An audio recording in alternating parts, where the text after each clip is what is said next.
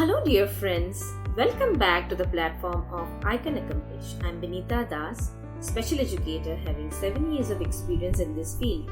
I welcome you all in the video series section of I Can Accomplish, where we'll be discussing various types of disabilities and disorders. This week we are discussing about learning disability. In our previous section, we have discussed the do's and don'ts of learning disabilities and how to break the taboo surrounding learning disabilities. You can check our previous video of this video series section in I Can Accomplish channel for a better idea of the topic. In this section, we will discuss various tips to facilitate social inclusion of the children with disabilities in mainstream education and what are the benefits of inclusive education. Inclusive classrooms are becoming far more common in our public schools. There are greater number of students with disabilities receiving their education in general education classrooms. As per the records, the number of students with disabilities who spend most of their day in the general education classroom has gone very high. Transitioning students with disabilities from self-contained special education classrooms to inclusive general education classrooms is not an overnight process. It requires thoughtful planning, teacher training, appropriate student supports, resources, personnel, and meaningful individual educational program need to exist prior to the new classroom placement. It's also important to remember that if the child with disabilities has never experienced an inclusive education, then chances are neither has his or her peers. Students in the general education class might be curious about the situation, may feel anxious about having a student with disabilities in their class, or have misconceptions about students with disabilities. Here are some tips to help facilitate a smooth transition for students with disabilities to the inclusive education classroom. These tips also helpful for preparing the general education students for their new classroom member. Establish basic principles.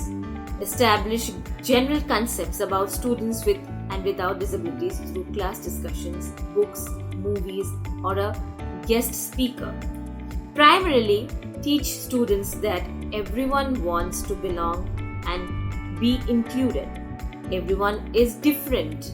Everyone has areas of strengths and areas of weaknesses.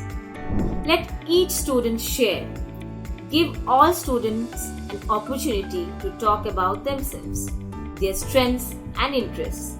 Allow others to ask questions. Make sure you talk about the types of questions that can be asked prior to the activity. Dispel myths. Dispel any myths and misunderstandings about students with disabilities. Most importantly, some disabilities you can see and some you can't. A physical disability does not determine a person's intelligence. People with disabilities are people first. Address the challenges. Address student-specific issues that are important for the class to know about in order to interact and learn alongside each other.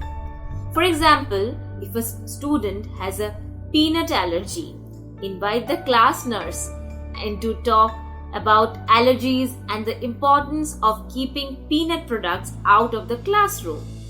If the student with disabilities communicates with an iPad, have the student, parent, or paraprofessional give a demonstration. Talk about the people we know with a disability. Point out that 1 in 5 in the population has a disability as per the research.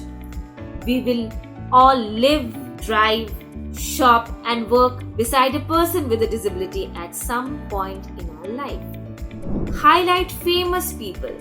Identify famous people with disabilities and highlight their contributions to society not as a source of inspiration but as an important to human growth.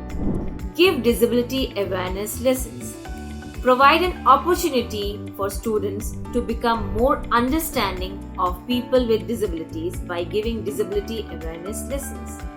Make a positive classroom community. Establish and maintain a positive classroom community throughout the entire school year. Encourage respect for one another, the use of appropriate language, and proactive social skills. Remember that discretion should be used when discussing the needs of the student with disabilities with others.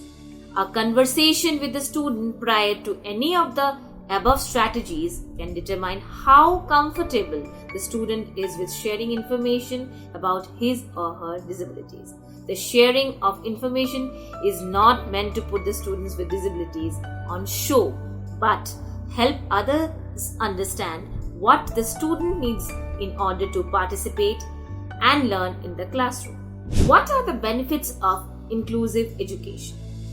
There are many positive effects of inclusions where both the students with special needs and the students in the classroom benefits.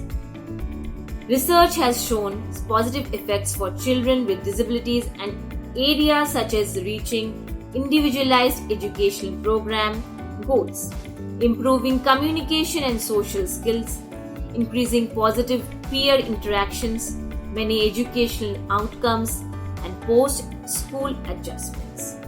Positive effects on children without disabilities include the development of positive attitudes and perceptions of persons with disabilities and the enhancement of social status with non-disabled peers.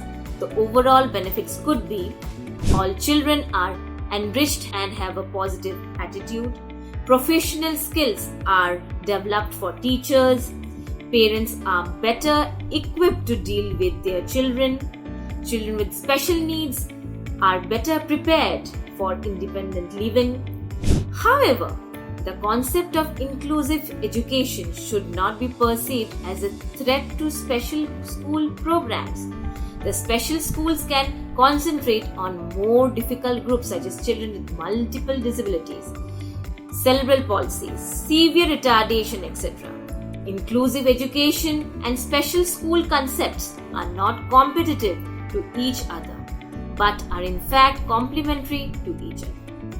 The directive principle of Indian Constitution, the National Policy of Education, the RCI Act, the Persons with Disabilities Act, the Sarva Shiksha Abhiyan 2010 project empowers to ensure admission, retention, and education of all children in the age group of 6 to 14 years, including the disabled children. No normal school can deny admission to a disabled child. With the growing prevalence of children with various disorders, inclusive education can definitely benefit those children who have learning disability, mild or borderline intellectual functioning, and other children with disabilities. Schools have to adopt a separate way of assessing these children instead of the normal writing assessments. Oral assessments, projects, experimental methods, co-curricular assessments will prove beneficial. Resource rooms with a trained resource teacher and adequate learning aids should be made compulsory in all schools. Today, with the availability of abundant opportunities across different fields, be it music, sports, martial arts, art and craft, children, especially children with disabilities, can excel across multiple myriad fields with basic academics and adequate life skills. And this is where we and the current education system of our country need to focus on to empower children with disabilities.